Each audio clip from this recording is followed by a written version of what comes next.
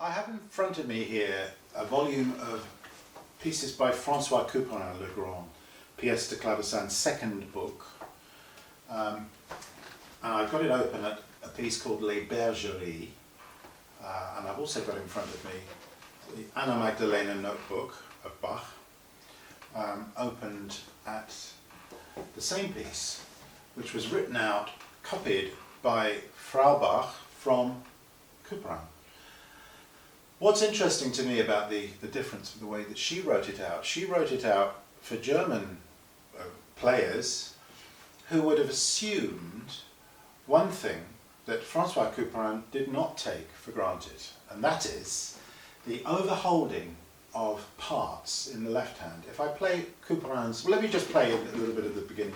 Now I'm not sure which score to read from. Let me read from the original Couperin.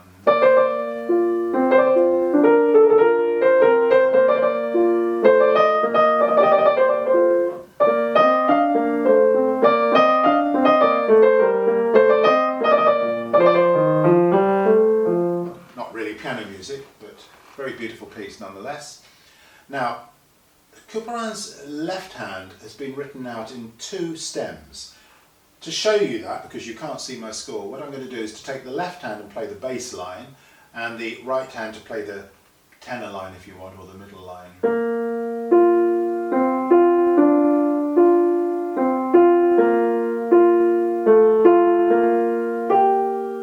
It looks like two voices.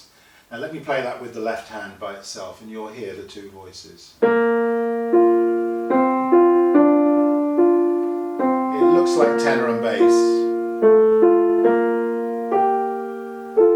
because he's written an overholding or an overlapping touch. Now when I come to Frau Bach's version, I don't see any of that. I see quaver, quaver, two semiquavers, quaver, quaver, two semis. What do you make of that? Well, I make one thing of it, that French composers instructed every little detail, ornaments, phrasings, overlaps, whereas German composers tended not to bother with that, because they would know that their keyboard players would know how to do that. They'd see this and they'd play. They wouldn't need to be instructed to do that. Right hand.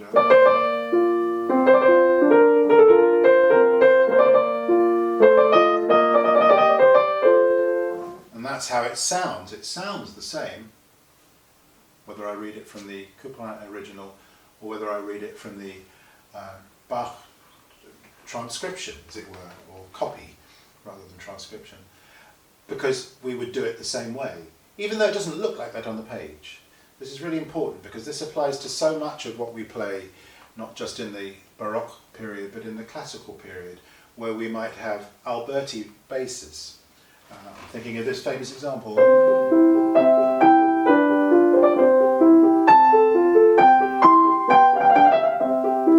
You'll notice there that I'm not lifting up my left-hand quavers as I might see on the page.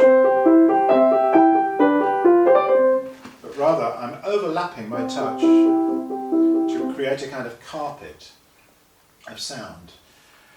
So this touch, the overlapping touch, or finger pedaling as it's known as, is something that we do need to encounter, we need to teach, we need to learn. And I think there's no better piece to illustrate it than the previous piece in the François Couperin book, Les Barricades Mystérieuses, which I'm going to play you now. Let's see if I can find my second piece of paper. Here we go, which is actually the last page. This just saves me having to turn the page. Now let me just show you a little bit about what it is. It's written in overlapping touch, which means that all the overlaps are explicitly notated. Hold on, release the D, but hold on to the others. Play the F. When I play the A, I release the B flat, but not the F and the C. So it's all notated.